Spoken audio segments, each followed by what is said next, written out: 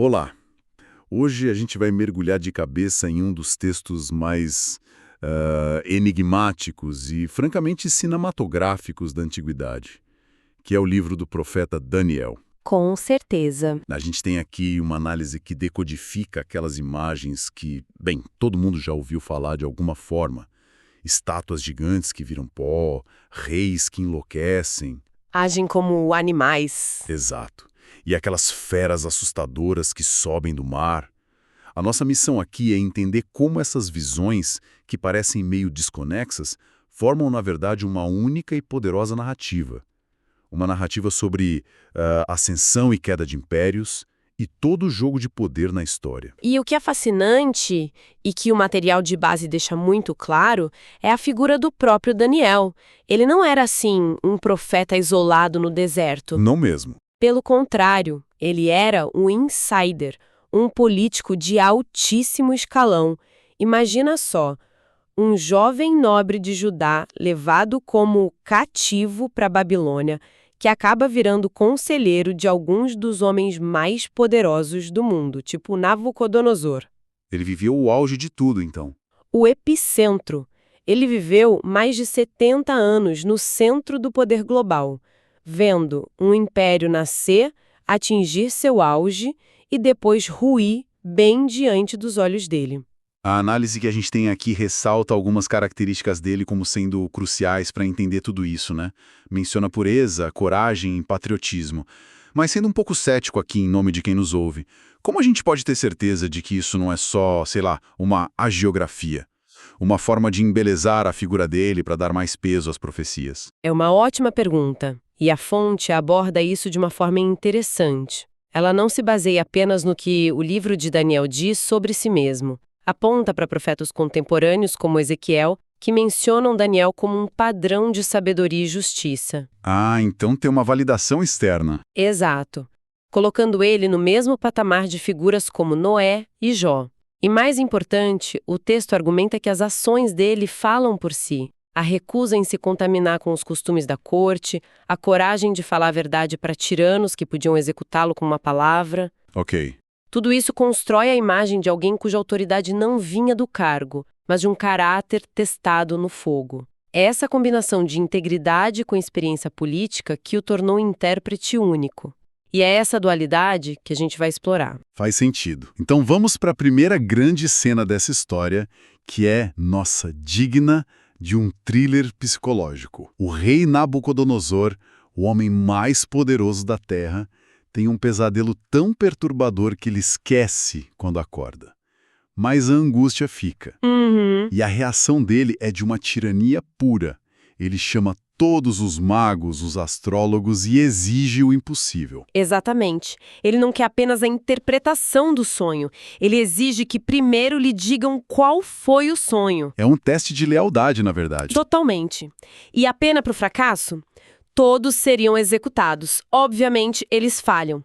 Eles dizem para o rei, olha, o que o senhor está pedindo é impossível. Só os deuses poderiam saber isso. E aí, nesse momento de crise total, que o Daniel entra. Isso. Ele pede tempo, ora com os amigos e, segundo o relato, recebe a revelação de Deus.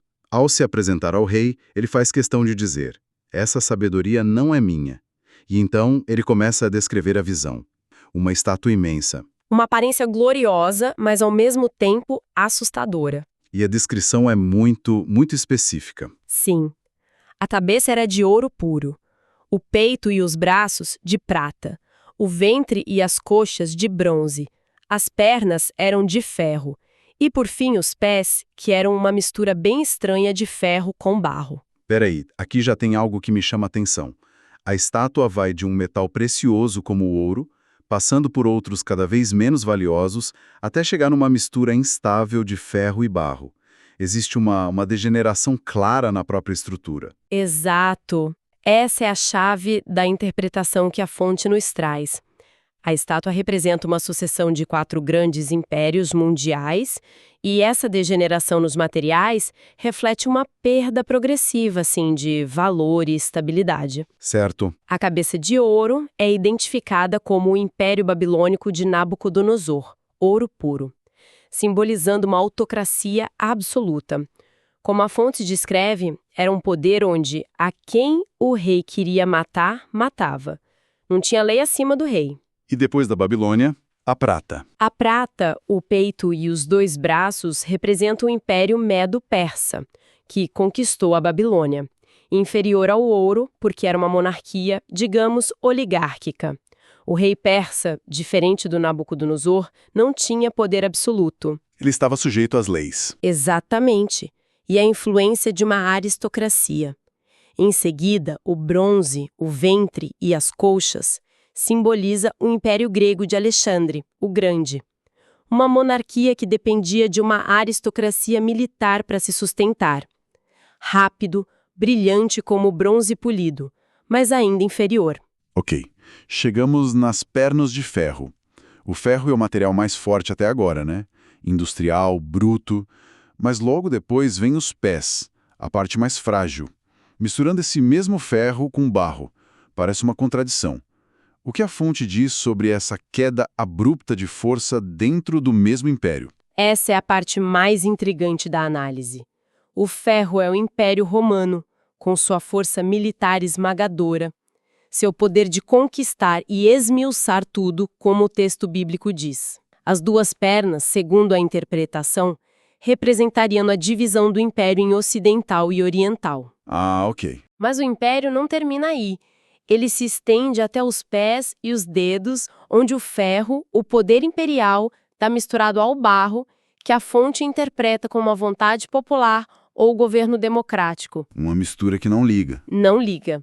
O ferro é forte, mas o barro é frágil. Tenta-se unir um poder autocrático com um poder que vem do povo e o resultado é instabilidade, fragmentação. A análise sugere que essa é a condição política do mundo que sucedeu Roma, sabe? Fragmentado em nações que tentam se unir, mas não conseguem. Uma condição que perdura até hoje. Mas a visão não para na descrição da estátua. Ela tem um final, assim, cataclísmico. Sim, um clímax impressionante. Do nada, uma pedra, cortada sem auxílio de mãos humanas, atinge a estátua bem nos pés frágeis de ferro e barro. Bem na base. Exato. E a estrutura inteira, do ouro ao barro, desmorona instantaneamente, vira um pó que o vento leva embora. E aquela pequena pedra começa a crescer, crescer até se tornar uma montanha que enche toda a terra. Nossa. A leitura que a fonte faz disso é que a pedra é o reino messiânico, um poder de origem divina que não evolui dos reinos humanos. Ele chega de forma súbita e destrutiva para todo o sistema que o precedeu. É uma imagem muito poderosa. Mas parece que o Nabucodonosor, apesar de ter ficado impressionado, não aprendeu a lição de humildade, porque logo depois ele tem outro sonho e a temática do orgulho é central. Exatamente. A lição precisou ser mais pessoal. Desta vez, ele se lembra do sonho. Uma árvore gigantesca, tão alta que tocava o céu, visível de toda a terra. Uau! Era frondosa, cheia de frutos, e todos os animais e aves do mundo encontravam abrigo nela. De repente, uma voz celestial, de um vigia, ordena que a árvore seja cortada, que seus galhos sejam podados e que os animais fujam, mas que o toco, com suas raízes, fosse deixado na terra. E Daniel é chamado para interpretar de novo, e segundo o relato ele fica visivelmente perturbado. Ele hesita em dar a má notícia ao rei. E a notícia era terrível.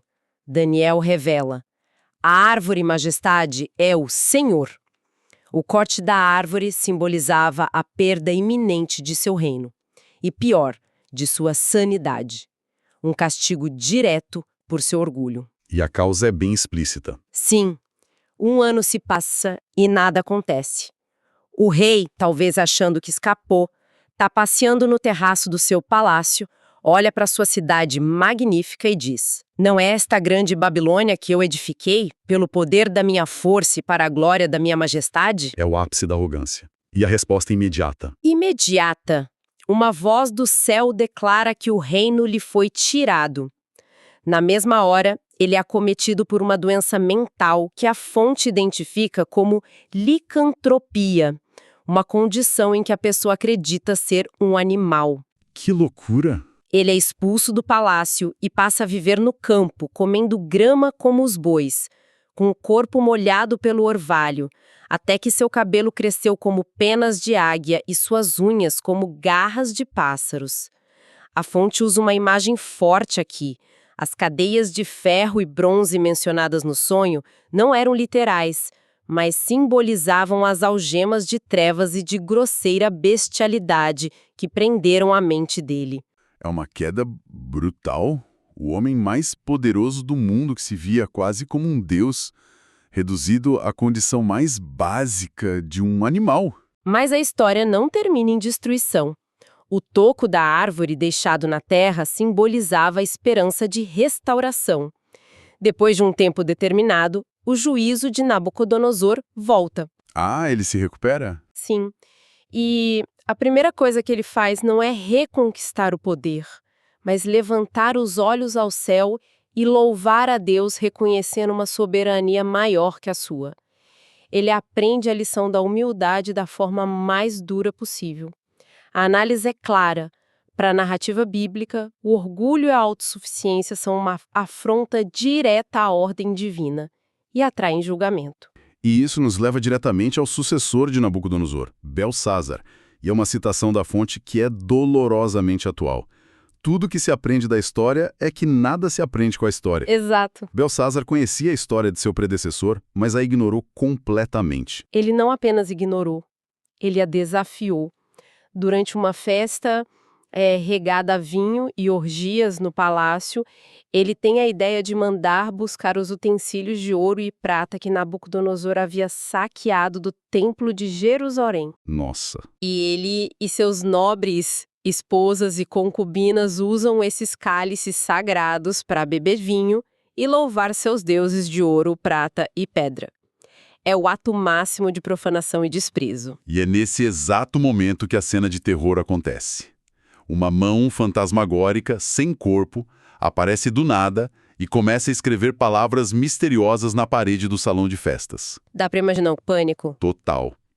A música para, as risas cessam, o rei descrito como ficando pálido e com os joelhos batendo um no outro de medo. É uma imagem fortíssima. E, mais uma vez, o roteiro se repete. Os sábios da Babilônia são chamados e, mais uma vez, são completamente inúteis. Ninguém consegue ler ou interpretar a escrita. Aí a rainha-mãe se lembra. Isso, ela se lembra do velho sábio, Daniel. Já idoso, ele é trazido à presença do rei. E a postura dele é impressionante. Totalmente. Belsazar lhe oferece riquezas e poder e Daniel, com uma dignidade serena, recusa tudo. Ele não está ali por recompensa. Antes mesmo de ler a mensagem, ele confronta o rei acusando diretamente de arrogância, de não ter aprendido a lição. Ele dá o sermão primeiro. Exato. Só então ele se vira para a parede e lê as palavras Mene, Mene, Tekel, o Farsim, e ele as interpreta. Deus havia contado os dias do reino de Belsazar e lhe posto um fim. Ele havia sido pesado na balança da justiça e encontrado em falta. Seu reino seria dividido e entregue aos medos e aos persas. E o cumprimento da profecia é assustadoramente rápido. Naquela mesma noite, enquanto eles estavam na festa, o exército medo-persa já estava invadindo a cidade. A fonte destaca essa rapidez como um padrão, um ciclo de poder que leva à perversidade, que atrai a condenação e resulta em destruição imediata. Para Belsazar, não houve tempo para arrependimento. Nenhum. Até agora, as visões foram interpretadas para os reis. Mas o material mostra que, décadas depois, o próprio Daniel começa a ter visões. E a perspectiva muda completamente, não é? Se a estátua era a visão humana do poder, toda organizada, com aparência de glória. As visões de Daniel são a perspectiva divina, e ela é muito mais caótica e violenta. Quase 50 anos depois do sonho da estátua, Daniel tem uma visão de um grande mar agitado por ventos, e dele sobem 4 animais enormes e aterrorizantes. Então a ideia é que a história que os homens contam sobre si mesmos é uma ilusão. É o que a fonte sugere, que essa história de glória e metais preciosos é uma ilusão. A realidade, na perspectiva divina apresentada no texto, é muito mais predatória. É uma crítica direta à forma como as nações constroem suas próprias mitologias. E esses animais correspondem aos mesmos impérios da estátua? Exatamente, mas revelando sua verdadeira natureza. O primeiro animal é um leão com asas de águia, correspondendo à Babilônia. A cabeça de ouro simboliza a realeza do leão e a velocidade da águia. Mas tem um detalhe curioso. Em certo ponto, suas asas são arrancadas e ele é posto de pé como um homem. A análise conecta isso diretamente à humilhação de Nabucodonosor. O segundo é um urso, bem menos ágil que um leão alado. Sim, o urso representa o Império Medo-Persa, a prata. Ele é retratado se levantando sobre um dos seus lados, mais pesado, menos ágil, simboliza a força bruta.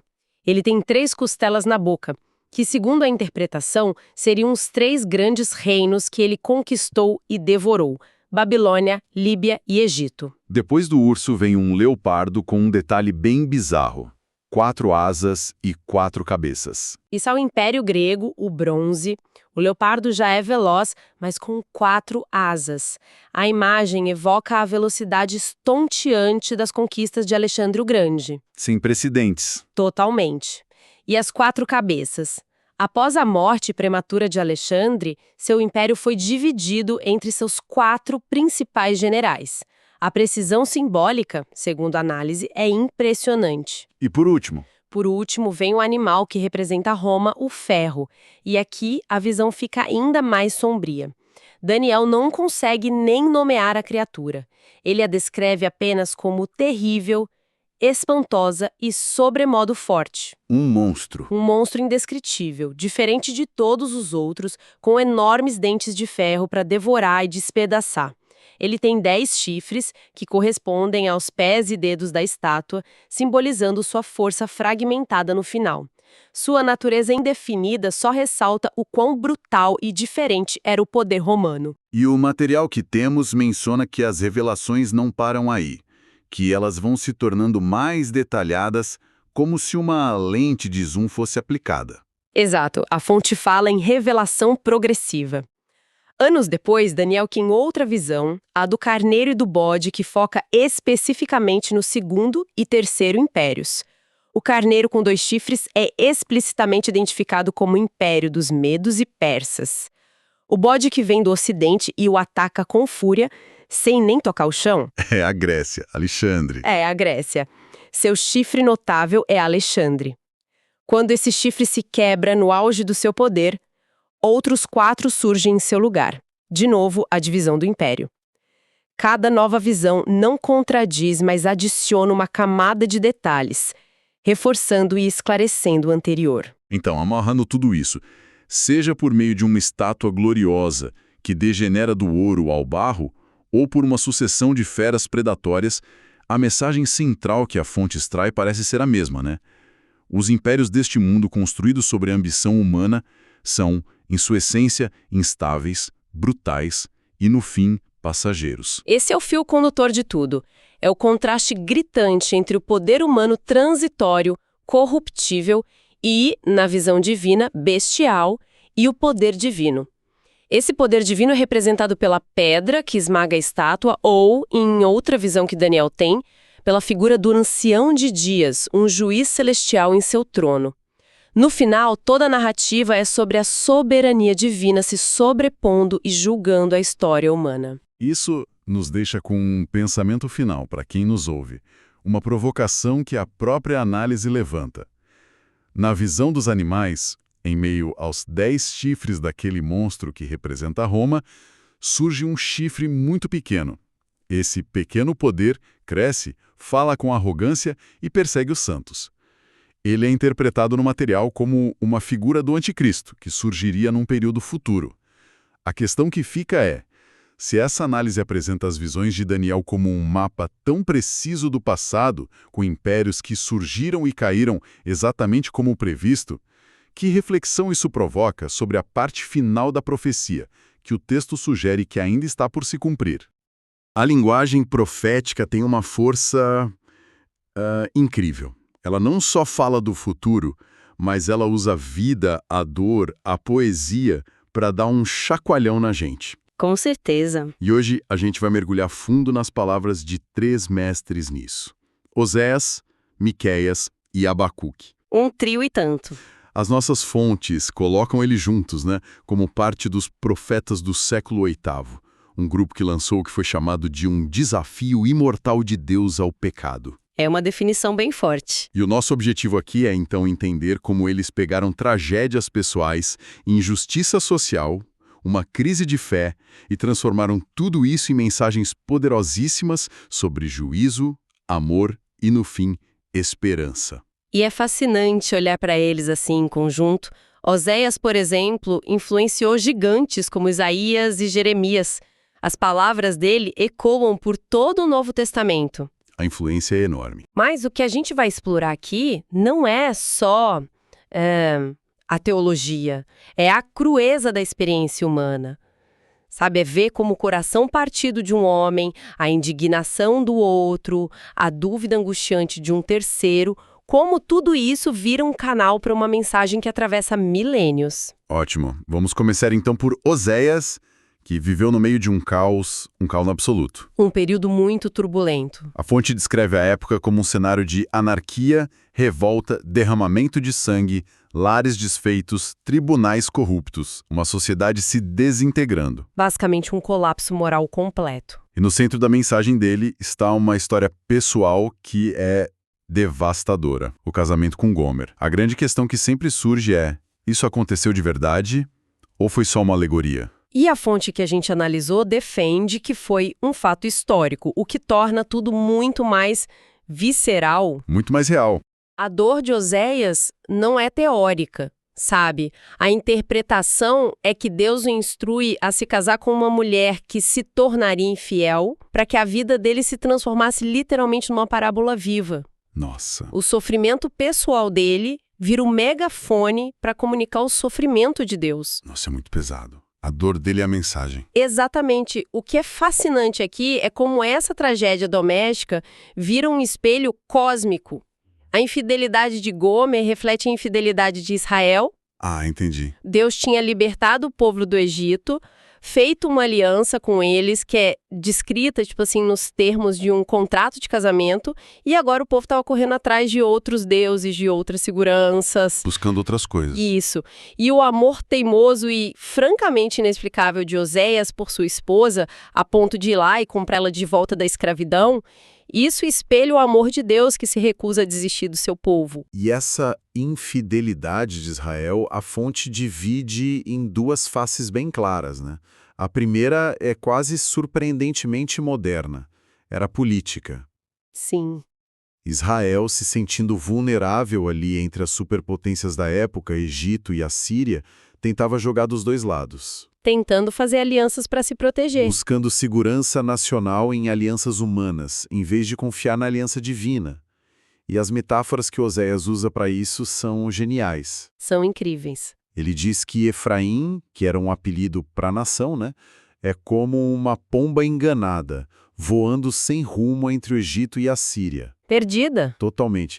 E tem outra imagem ainda mais forte. Estrangeiros lhe comem à força e ele não o sabe. É a imagem de uma nação perdendo a soberania, a identidade e nem percebendo o próprio declínio. E se a gente conecta isso ao quadro geral, essa busca por segurança em exércitos estrangeiros era uma traição espiritual muito profunda. Porque era um abandono daquele princípio. O princípio teocrático, de que Deus era o protetor de Israel. E isso nos leva direto para a segunda face da infidelidade, a idolatria. Que os profetas comparam abertamente ao adultério. Exato. Mas não se trata só de adorar imagens de bezerro, sabe?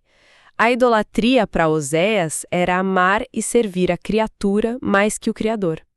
Qualquer coisa que ocupe o lugar de Deus no coração, seja poder militar, riqueza, a própria cobiça, é um ídolo. O que me fascina em Oséias não é só a história, mas como ele conta. A linguagem dele é fragmentada, quase febril.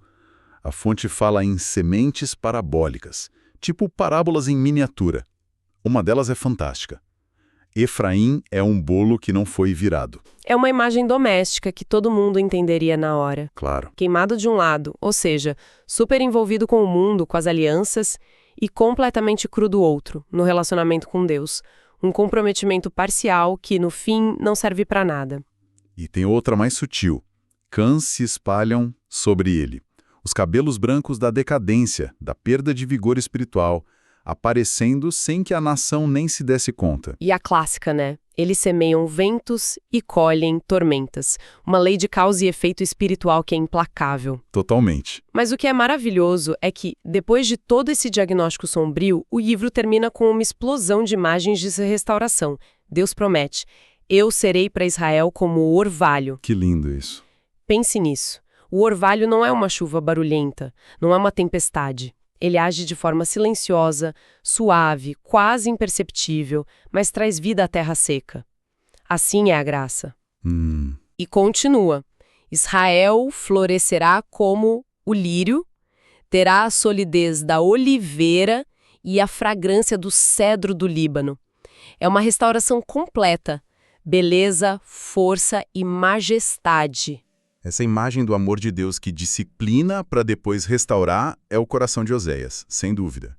Mas aí a gente pode fazer a ponte para o contemporâneo dele, Miqueias. Isso, vamos lá. Porque Miqueias, ele não fala tanto de um coração partido, mas de uma nação partida pela injustiça.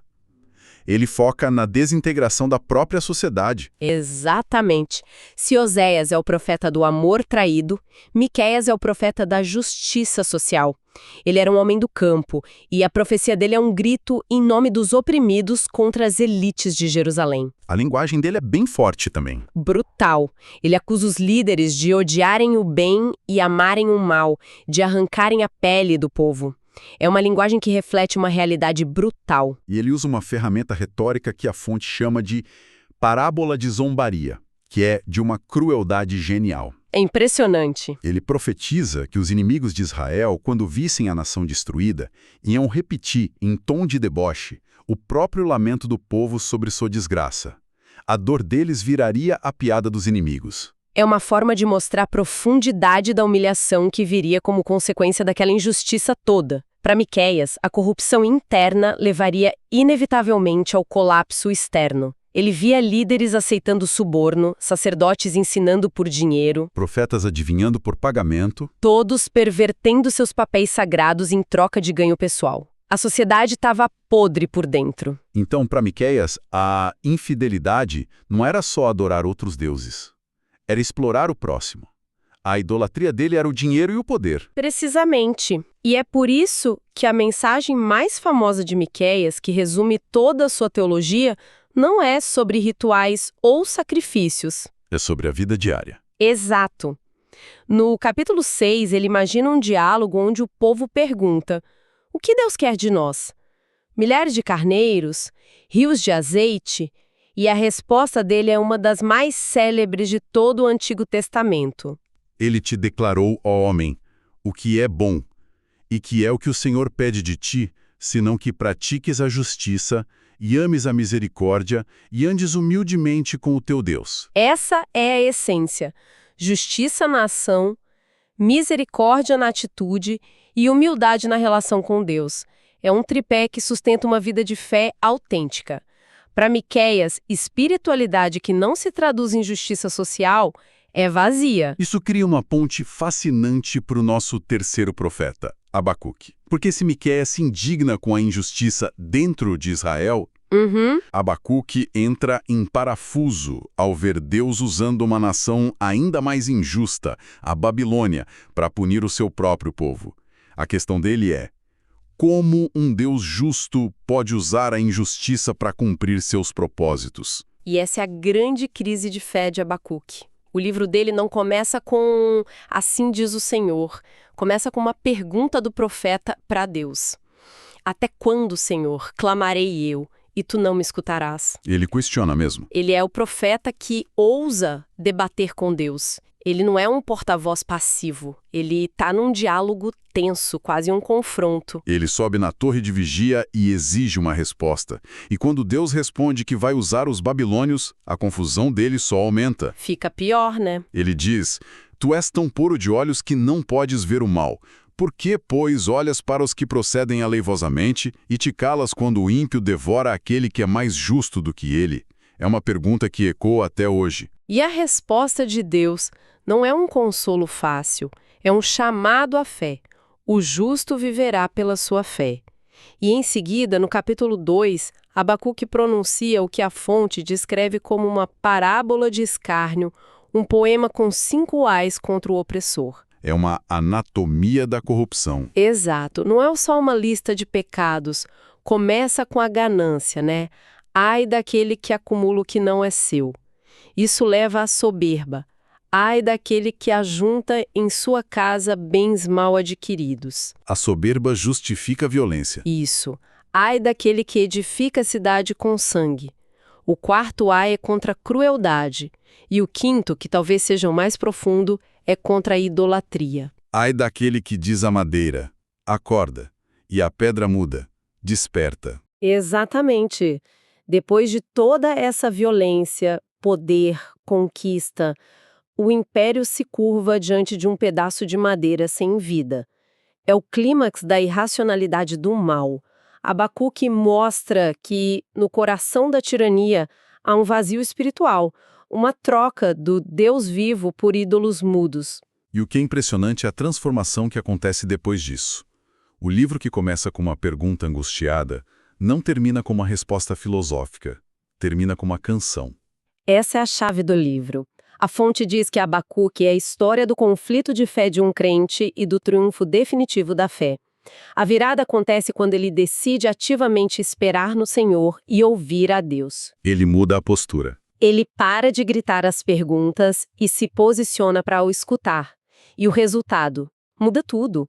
O profeta que estava paralisado pela dúvida termina compondo um dos mais poderosos cânticos de fé da Bíblia. É a famosa passagem, uma declaração de confiança que é totalmente independente das circunstâncias. Sim, e vale a pena ouvir com atenção, porque cada linha descreve um colapso total da economia.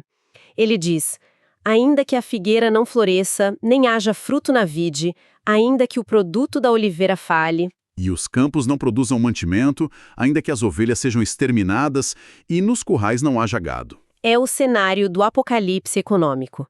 E então vem a virada. Todavia, eu me alegrarei no Senhor, exultarei no Deus da minha salvação. A alegria dele não está mais ancorada na colheita, na estabilidade, na ausência de problemas. Está em Deus.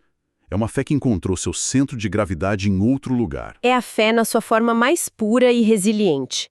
Ele não recebeu uma resposta que resolveu todos os quebra-cabeças intelectuais dele. Ele recebeu uma visão da soberania e da glória de Deus que o sustentou no meio do caos. A alegria vem da confiança, não da compreensão. Perfeito. É isso. Que jornada! Percorremos hoje um caminho muito intenso. Começamos com a dor íntima de Osés, que vira essa metáfora universal do amor divino. Depois, Miqueias nos arrasta para as ruas para encarar a injustiça social. E, finalmente, Abacuque nos leva para a torre de vigia da alma, mostrando a passagem da dúvida angustiada a uma fé que canta. Canta mesmo antes da tempestade passar. Exato. Não porque os problemas sumiram, mas porque Deus está presente. Isso me faz pensar numa coisa. A fonte descreve essa jornada de Abacuque da perplexidade ao louvor, né? Ele começa confuso e termina cantando, mesmo com a crise ainda no horizonte. E isso deixa uma reflexão pra gente, eu acho. Num mundo que muitas vezes parece tão caótico e injusto quanto o de Abacuque, o que é que a gente precisa para transformar nossa própria dúvida numa canção de fé? Mesmo antes de enxergar a solução.